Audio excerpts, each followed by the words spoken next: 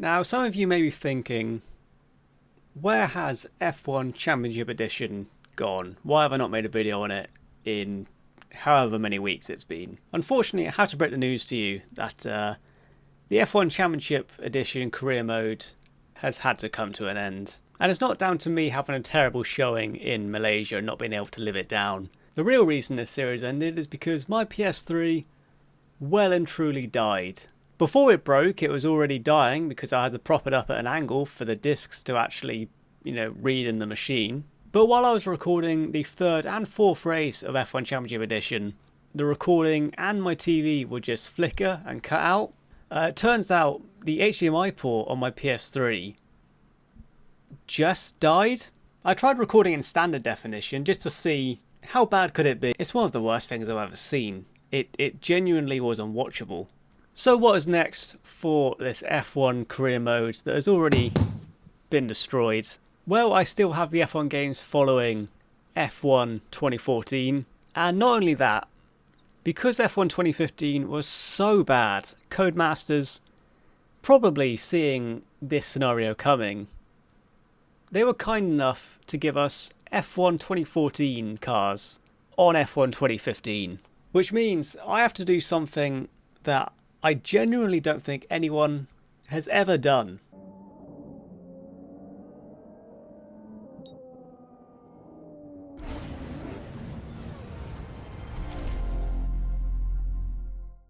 Because why would anyone, why?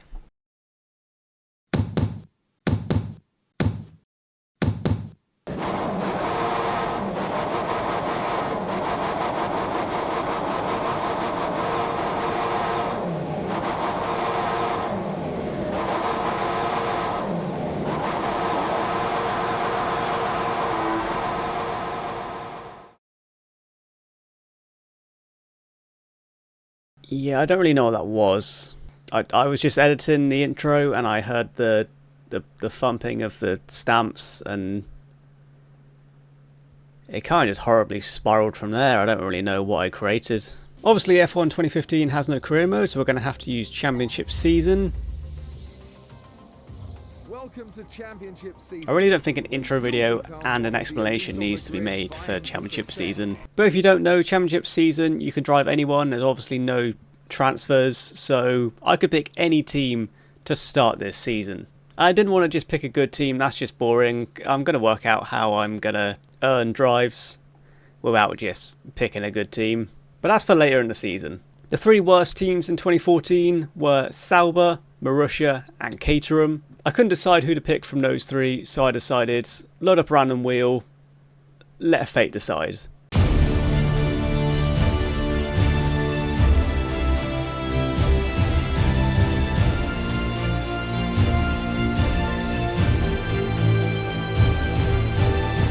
Oh, you. Okay, Jeff here. Radio check seems good. Before we get started, I just want to tell you how much I'm looking forward to working with you. Your success is my success, so let's give it our all. If you need anything, just let me know. Have we got a quicker car? So for those that don't know, this is the worst, or one of the worst cars ever made for Formula 1. It was slower than the GP2 cars of the same year. So I can't wait to drive this piece of shit. I've never driven it before because why would anyone choose to drive this car? This is gonna be so much fun. And before I'd even completed a sector, I realised this thing's got absolutely no power whatsoever. Well, it's not good down the straight, but maybe it's a hidden gem in the corners.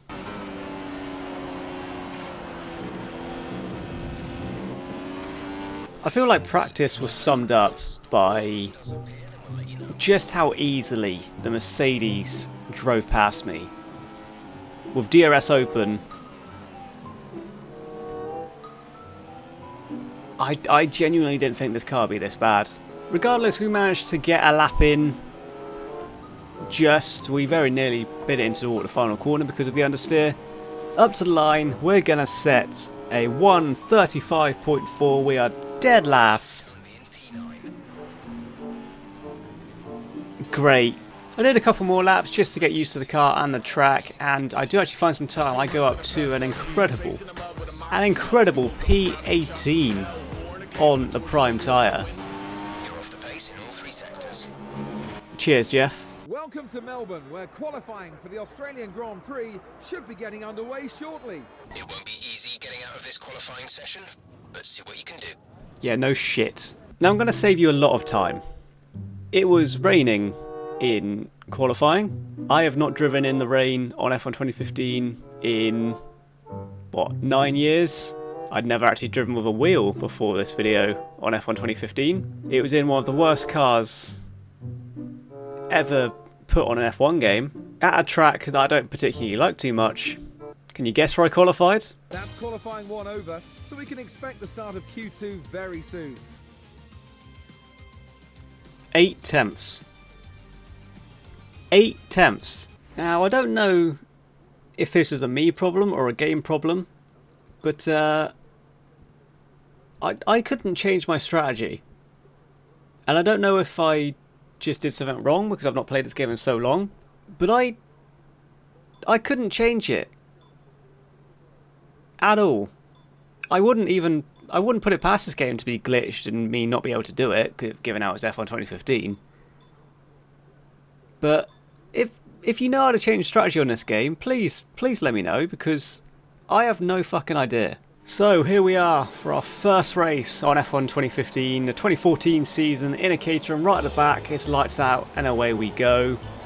Or at least we try and go. It's an absolutely horrendous start, but on the plus side, will be absolutely no threat to anyone into turn 1. Or turn 2. Most likely turn 3 as well. Yeah, this car is bad. Our goal this season is to beat Ericsson, and that's all. That's all we can do. I know we're making it look difficult currently. We're going to look around the outside. Are we going to carry the speed around the outside? Somehow the car doesn't run off wide. We go up into P21. It's the first time this season we've not been last in a competitive session. 2 corners later, and I realised I was doing something wrong, because Marcus Ericsson, my teammate in the same car, absolutely blitzes me down the straight, and I wasn't too happy about that. So that happened. It wasn't intentional. I'm going to blame the F1 2015 contact model, because I kind of just got stuck on his rear end, and unfortunately he was the victim. If you haven't figured it out yet, this isn't a very serious career mode, because if it was, I'd put it on strict corner cutting and I'd already be disqualified. This game is shit, that's what I'm saying. Okay, end of the first lap. We are 2.1 seconds down on Max Chilton. We're 2 seconds ahead of Ericsson. We're running wide at turn 2. 2 laps later, running wide at turn 2 again. And my fuel is marginal, thank you Jeff. I don't know why this clip is included, there's not really much to commentate on.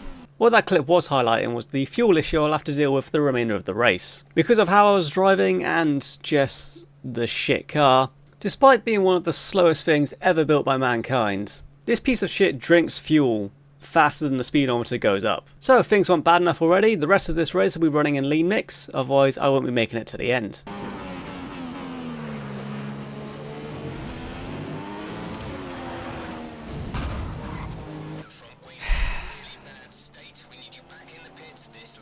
On the plus side, this car's got no downforce to lose. Now, a question for the room. What is the quickest an F1 car has been lapped in a race? I genuinely don't know, but I think I might have beaten the record. At the end of lap number 9, we are being lapped by quite a few people. I didn't even see the Mercedes lap me, I was that far behind. I think they must have lapped me in the pit.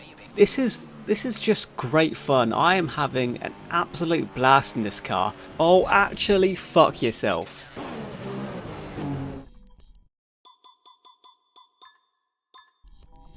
And that's the end of the first race here in Melbourne.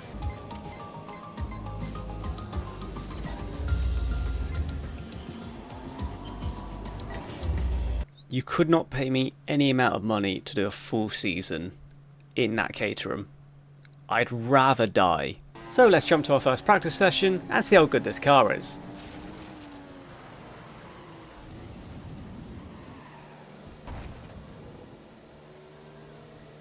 Well, it's not been a good start, but at least the front wing seems more durable than the Caterham. All we have to do is spin it back around and hopefully we can get a decent lap in.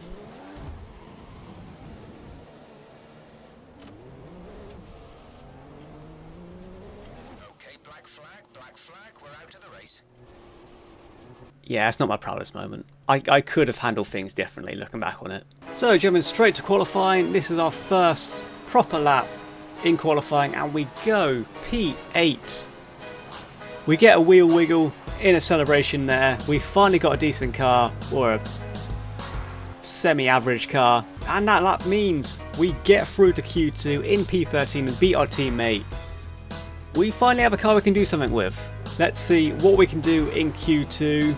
We're currently P12, our banco is pretty decent. Can we get just a little bit more to get into Q3?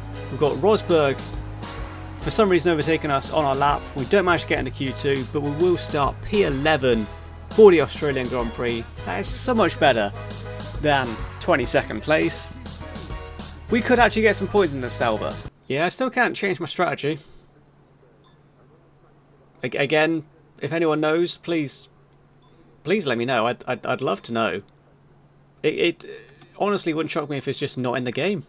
So here we go, our first actual race on this game. 5 lights out and away we go, and it's been another pretty shocking start. I don't really know how to take starts in this game just yet.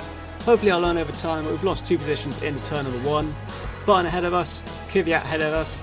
We've got Grosjean on our inside, who I think clipped my car a little bit. Hopefully he's got damage. Luckily I've not spun round, but P13 out of turn 1. It's a massive improvement on the Caterham. Coming through turns 3 and 4, I didn't really know where I was on pace compared to the field. I did feel like I'd overqualified. Obviously the Mercedes engine we know is much more powerful than the Ferrari, but that didn't stop me having a run at Jenson Button. He gets caught up behind 2 Toro Rossos side by side of him.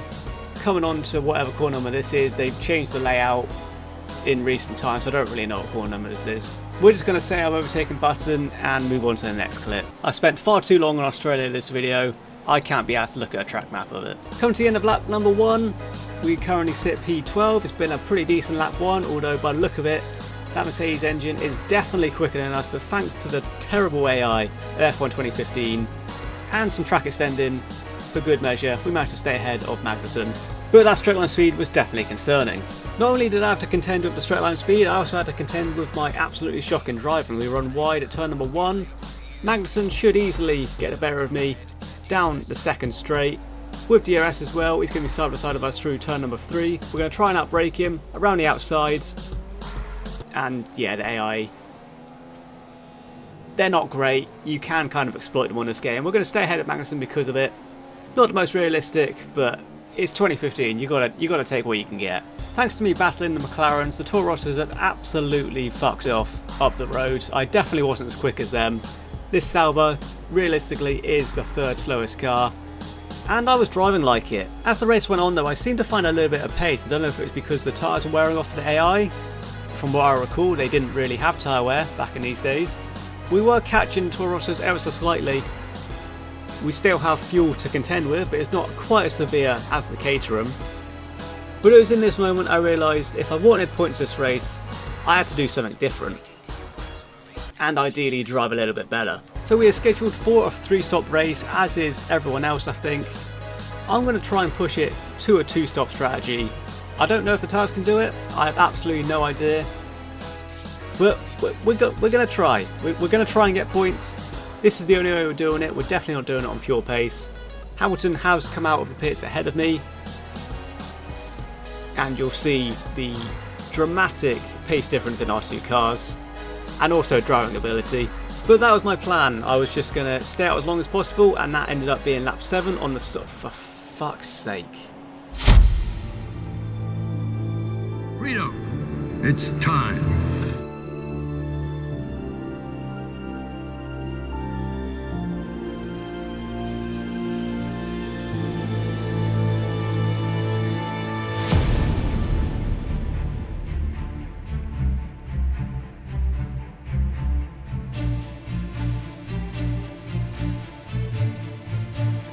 And we're back in the game. This will be the only time I'll ever say this.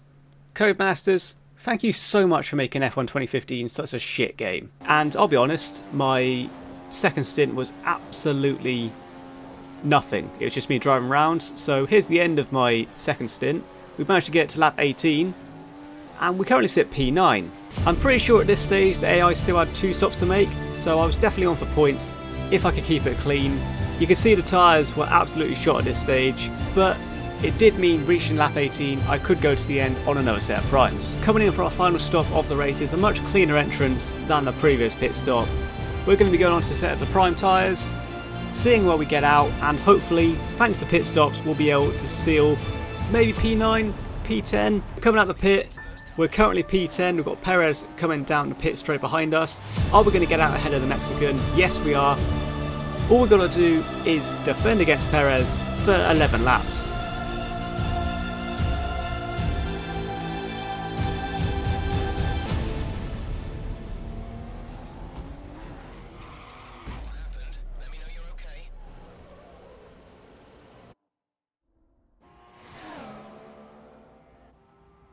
Wow, it doesn't even give you a chance to have a dramatic pause. It just goes straight into the replay and let's watch you suffering again. In fairness, I'm not going to blame the AI there. I think that's down to the diabolical contact model. We saw it with Ericsson earlier on. It's not great, and something that was barely any kind of contact sends me completely into the barrier and for some reason writes off my car. So that's 2 Australian Grand Prix, 2 retirements, but the second one was a lot more promising than the first. To the shock of no one, Hamilton and Mercedes lead the championship, and yeah, obviously Sauber, they're not doing too great. Adrian Sutil, I think he got like P13, P14, he didn't do too badly. Unfortunate to miss out on points, especially with Perez getting P9. We could have definitely got P9 had had the game not been shit. But that rounds off a completely horrid Australian Grand Prix for many reasons. I'm sorry I've wasted your time. See you in Malaysia.